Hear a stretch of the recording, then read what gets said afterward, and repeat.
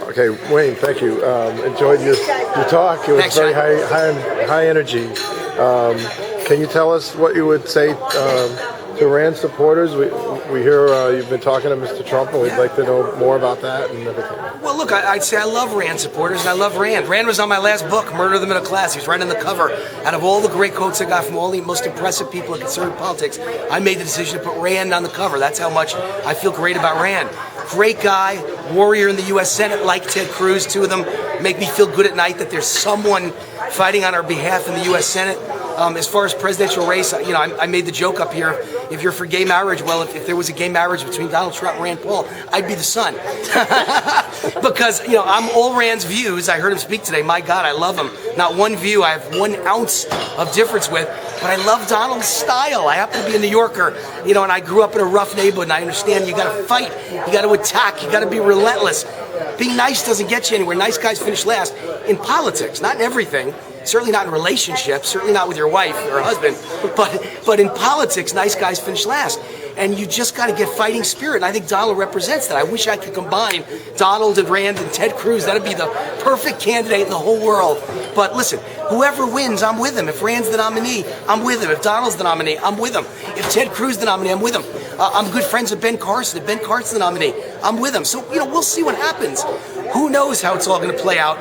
But it just so happens that a friend of mine knows Donald very well and sent him one of my columns. And Donald sends me an email the next day how much he loved it and thanking me for saying nice things about him in that column. And funny enough, Rand was in that column. And I said great things about Rand, but I never heard from Rand. Ted was in that column. I never heard from Ted.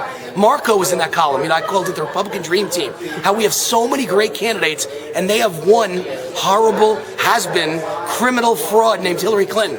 And so we have all these great candidates, the greatest bench I've ever seen assembled. Carly Fiorina, none of them are perfect. There's something I can disagree with all of them, but all of them collectively are the greatest bench I've ever seen.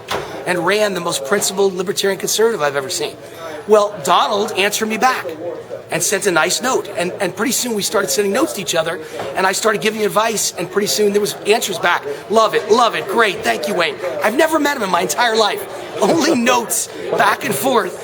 And he thanks me every time and says, I read him, I eat him up, I love him.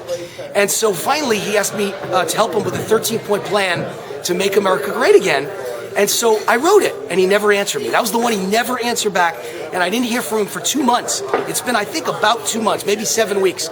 And his office called yesterday and said, can you resend us that 13-point plan? Donald can't find it anymore, but it's stuck in his mind that he loves it. It was the greatest plan, and he wants to make it a big part of his new book, How to Make America Great Again. And we'll give you credit, and we need your permission. And I say, great. So now my plan is going to be his plan. It's really cool. It really is. Whether you like Donald or don't like him, I happen to like his style. I'm not arguing he's the world's most principled conservative. I think we can all agree he's not. But he's a great common sense guy. And I think that if Donald happens to be the nominee, I think that the advantages he offers is that I think he'll get working class white voters who stayed home in the last election or two. They didn't vote for John McCain or Mitt Romney. I think he will get black voters who voted almost unanimously for Barack Obama, 96% among black women, 92% among black men.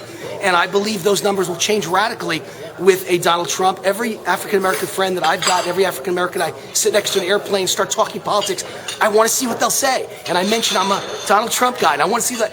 Every one of them says they love his style. They may not love his politics, but they love his style, and I could think about voting for him. I get this all the time.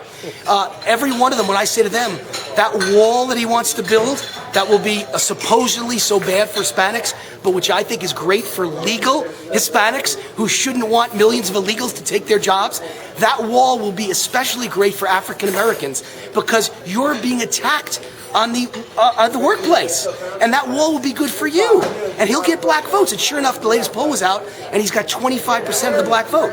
So, look, I tell Donald all the time, my counsel is, you are the black president. Why? Because you are a guy that will get black Americans jobs. And you are the Hispanic president because you're the guy that can get Hispanic Americans jobs. And you're the women's president because you can get women jobs. And you're the gay president because you can get gay voters jobs. That's what you need to hammer home, but I think that's what all Republicans need to hammer home. We've seen what 7 years of a guy who knows nothing about jobs in the White House will do to the American economy. And the only thing I will say about it as I close, because otherwise I can tell you a list so long, go get a copy of my Murder of the Middle Class. 400 pages telling you what he's done to the economy. But here's the two things I'll tell you. Number one, the Fed just refused to raise interest rates 1/4 of a point above zero for the 55th straight time, 55th straight meeting, where they couldn't raise them 1/4 of a point. Do you think that's a sign the economy's robust? Do you honestly believe the lies you're being told in the media? Because there are no jobs. GDP is almost at zero. If the GDP for this year finishes below 3%, which the Fed says it'll be 1.9, Obama becomes the first president in the history of America to have 7 consecutive years of GDP below 3%. Do you think that's a good economy? So the Fed is panicking. They believe we're on the verge of economic collapse. I'm certain of that. And I've seen the stats that indicate we are. More businesses failing each day than succeeding. More people dropping out of the workforce than getting jobs. So all they quote is the people getting jobs. They don't quote that every one of them is part-time, low wage, doesn't provide health care, and that more people are dropping out times 3 than getting them. And here's the greatest stat. 1 million jobs. 1 million jobs created for women since 2007 in America. All 1 million went to foreigners, which means illegals. That's the state of America under a guy who doesn't understand capitalism or like capitalism, and doesn't understand jobs, and doesn't understand small business, and had the nerve to say to guys like me who work 16 hours a day with our business, you didn't build that. I have a message from Mr. Obama. You didn't build that.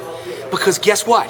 Without the money of small businessmen and women that provide all the taxes and hire all the jobs in this country, there wouldn't be a government. We fund your government. You got it all exactly backwards. You didn't build it. You said we need hospitals and airports and bridges and all the things government provides. Guess what? We pay for it with our taxes. Without us, you know what you got, Obama? Nothing. Thanks, everybody. Allyn Root, website, rootforamerica.com. The book, The Power of Relentless. Bye-bye. Thank you. Okay? Good enough? Thank you very much. Good ending? Yeah, it was great. I had to try and think of a good crescendo to end with.